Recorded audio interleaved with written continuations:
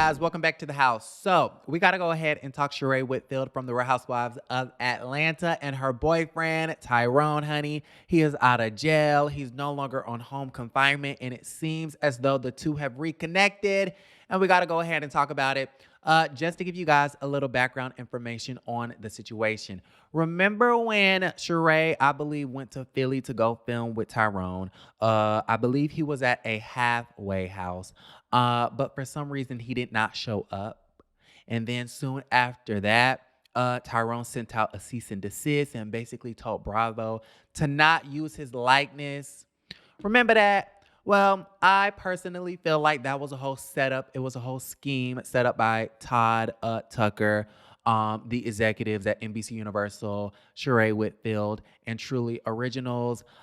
Because if you knew that this man was on home confinement, why would you ask him outside of the home that he is confined to film for a damn television show?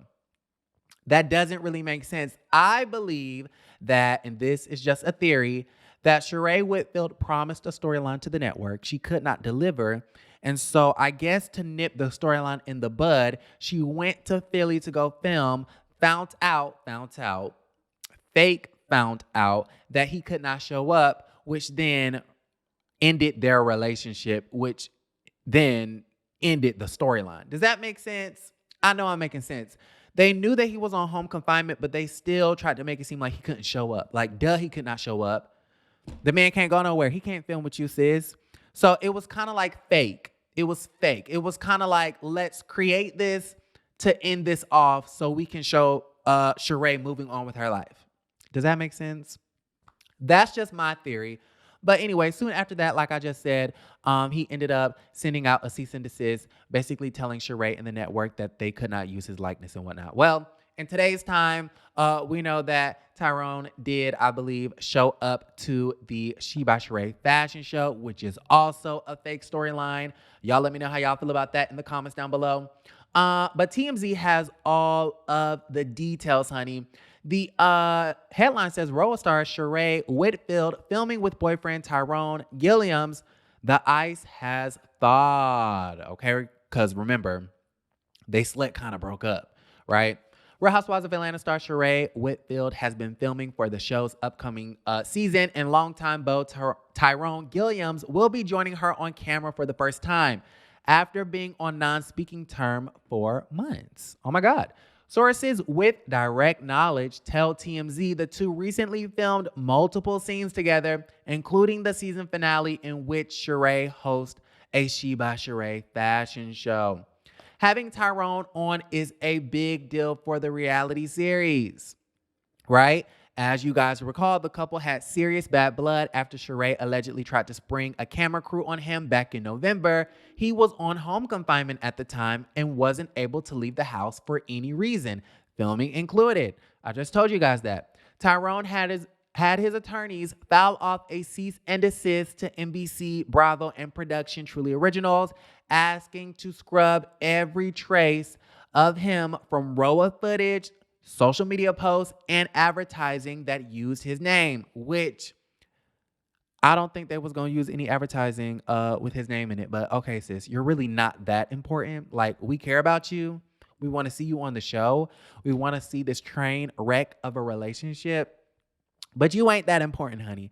Okay, I think the F up of all of the house husbands is Mark Daly, and he got that he got that on lock. Okay, you ain't even coming close. But here's the interesting part. Recently, Tyrone and his attorneys were able to hash out a deal with Truly. So how do you go from scrub everything with my name on it and with my name in it, you can't use my likeness, to all of a sudden striking out a deal with Truly Original? You should have been struck out a deal, sis. I mean, this woman basically slick kind of held you down while you was in jail. She left your ass, then she came back to your ass because she knew that she was coming back to the housewives. She needed a storyline. Okay, y'all, stay awoke. Like, this, all of this stuff is fake, number one. Number two, she was holding you down and she secured your spot on a whole TV show that could help you outside of jail. You're not going to be able to get a regular schmegular job like regular civilians. Go ask Von Ray. All right. So you're going to have to come out of home confinement, come out of prison, being an entrepreneur, starting your own business or continuing your own business. We know that you were a booking agent. You're going to need contacts. You're going to need people in your corner. You're going to need some money. You're going to need this, that, and the third. And Shereè was willing to help you out. Not only was she willing to help you out, but she wanted to put you on this platform, which is the Real Housewives of Atlanta, which we know can garner revenue and money for your business. Yeah, okay. So why would you send her a cease and desist and all this other stuff when all she's trying to do is help yo broke ass?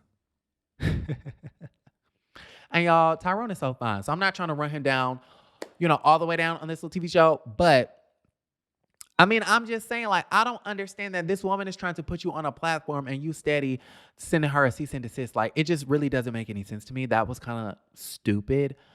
But, it is what it is.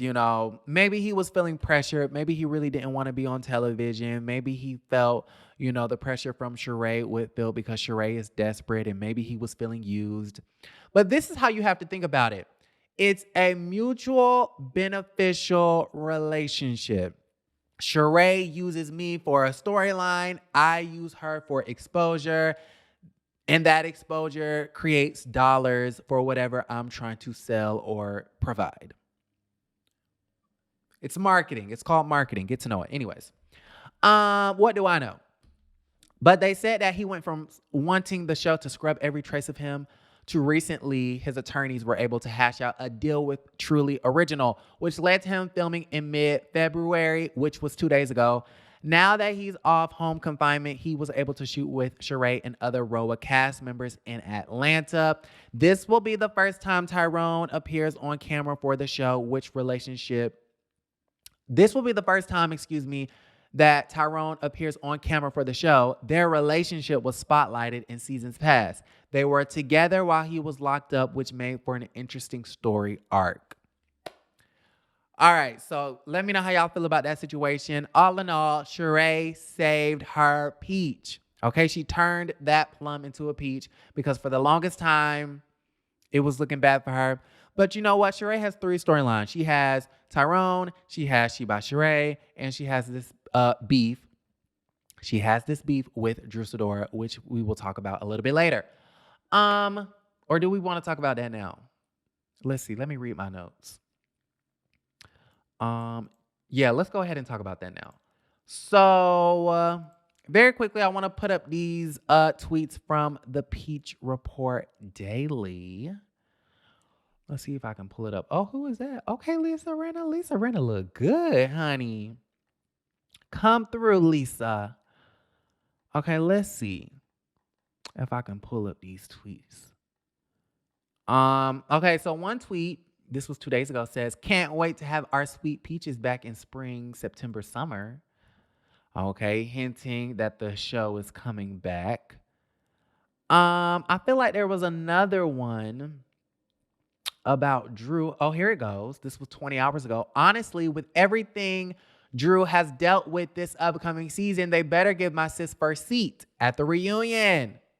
Is that Drew Sidora coming in to save RHOA season 14 because the casting is a snooze fest? I mean, I'm just saying. Much of their conflict at certain points of the season involve or center around Drew Sidora, and I'm happy that she was asked back full time. I find that to be really interesting. And just some tea that I already said. I do believe Drew Sidora and Shereè Whitfield are not getting along, and they have a really big blowout. So I'm excited to see that. Y'all let me know how y'all feel about that situation in the comments down below. Moving on, before we log off very quickly, I did want to mention Jennie Nguyen from the Real Housewives of Potomac. Potomac? Not Potomac, okay? She wants to be on Potomac with that black scent. But Jennie Nguyen from the Real Housewives of Salt Lake City, okay? Anti-black Jennie Nguyen. Y'all know that she was all over Facebook all of 2020, just going the hell in when it came to Black Lives Matters, and the black people that, died due to police brutality, right? Well, remember when I came on my platform and basically said that what she did to Mary last night was attempted assault. Remember when I said that? Remember when I said that she threw a glass of Vita tequila at Mary's head, which she did, and she barely missed it? I mean, just go back and watch the footages. You can see that Mary is standing right here, and the glass goes down to the ground right here. Okay, well, y'all, she's trying to clean up her act. She's trying to switch up the narrative. And I'm not here for anti-Black Jennie. I'm really not. She went and did an Instagram live or an Instagram stories, excuse me, and said yellow skin, slanted eyes, mocking my accent, Jennie from the hood, and finally, little Asian. Okay, she's saying that Mary Cosby said these things. That was my breaking point, and I did not throw that glass at anyone. I threw it at the floor. Okay, so let me show you how many times anti-Black Jennie Nguyen is lying in this one Instagram post.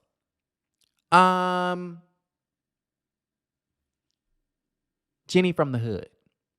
Jennie from the hood. Mary Cosby never said that Jennie was from the hood, and Mary Cosby never used the phrase Jennie from the hood.